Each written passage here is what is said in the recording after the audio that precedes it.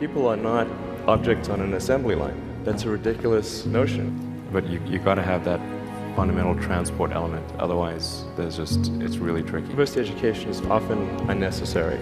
I think that's how it should be. And it shouldn't be that you've got like these grades where people move in lockstep.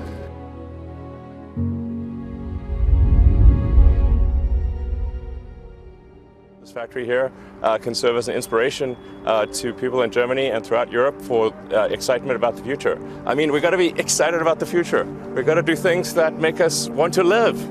You know, it cannot always be about problems every day. I mean, do you want to wake up every morning and everything's just a problem? Well, what inspires you and what makes you excited about the future? There's got to be some things like that. Generally, you want education to be like as close to a video game as possible, like a good video game. Like, you do not need to tell your kid to play video games. They will play video games on autopilot all day. So if you can make it interactive and engaging, then you can make education far more compelling and far easier to do. So you really want to disconnect the whole grade level thing from the subjects. Allow people to progress at the fastest pace that they can or are interested in each subject. It seems like a really obvious thing.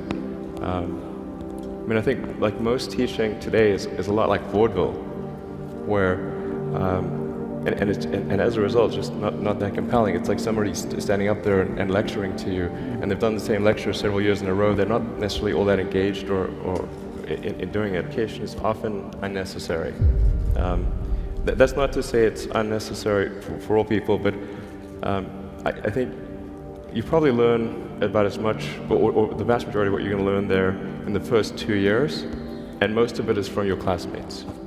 Now for a lot of companies, they do want to see the completion of the degree, because they're looking for someone who's going to persevere and see it through to the end, and that's actually what's important to them. So it really depends on what somebody's goal is. If the goal is to start a company, I would say no point in finishing college. So I think that's how it should be, and it shouldn't be that you've got like these grades where people move in lockstep, and so everyone goes through, goes like normally, we'll go through English, math, science, and so forth from like 5th grade to 6th grade to 7th grade, like it's an assembly line. But people are not objects on an assembly line. That's a ridiculous notion. Trying to build a company and have it succeed is like eating glass and staring into the abyss. I mean, what tends to happen is it's sort of quite exciting for the first several months of starting a company, and then reality sets in. Things don't go as well as planned. Customers aren't signing up. The technology or the product isn't working as well as you thought, and then that can sometimes be compounded by a recession, and it can be very, very painful for several years. It is definitely true that, I mean, maybe there are occasionally companies that get created where there's not an extended period of extreme pain, but I'm not aware of very many of such instances. New great entrepreneurs are born every day, and we'll continue to see amazing companies get built. I would definitely advise people who are starting a company to expect a long period of quite high difficulty. But I mean, as long as people stay super focused on creating an absolute best product or service that really delights their end customer, if they stay focused on that, then if you get it such that your customers want you to succeed, then you probably will. Make sure if your customers love you, your odds of success are dramatically higher. To starting a space business, it's definitely not the easiest environment to start a business. I think if most people were to rank order what's the highest return on investment, I mean, space would not be very good.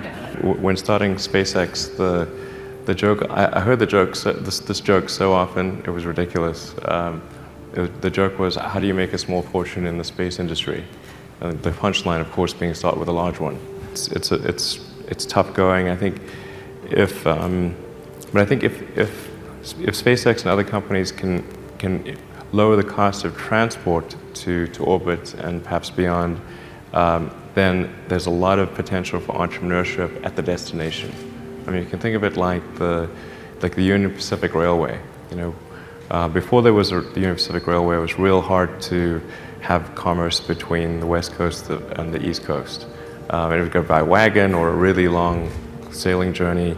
But once there was the transport, then there were huge opportunities. And now look at sort of the California and Washington State and all the industries that have been created in Silicon Valley and Hollywood. But you got to have that fundamental transport element. Otherwise, it's really tricky. So we're trying to establish that transport element, make it easier to get to low Earth orbit, and hopefully in the future make it easier to get to the moon or Mars. And I do have sort of this long-term vision of like, if there was affordable transport to a place like Mars, I think the entrepreneurial opportunities would be phenomenal, because there'd be people that would want to create everything from the first pizza joint to the first iron ore factory to be like just an enormous amount of opportunity for people to create things on Mars, and then there'd be different things on Mars. Some of the things on Mars would be different that we don't even imagine on Earth. It'd be very exciting. So I think that's really key to making things happen in space. Is you've got to have some place to go and some way to get there.